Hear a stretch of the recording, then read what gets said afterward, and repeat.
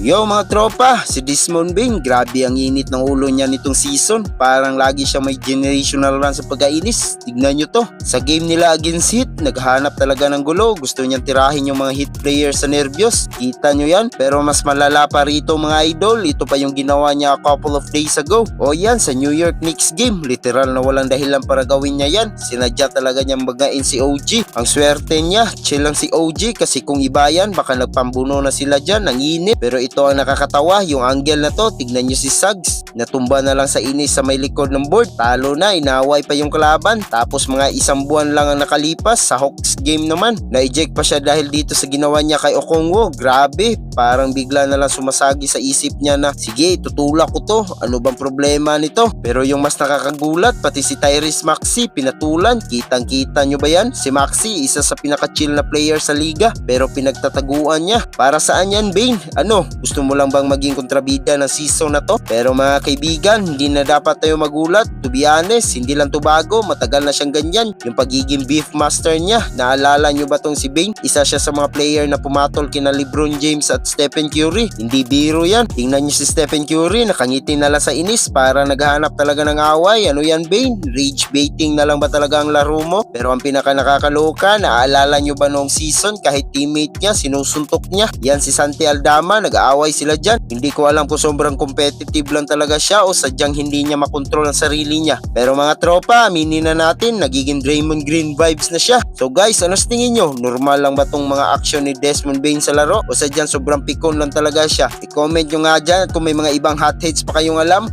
huwag limutang mag-like at subscribe. Peace out!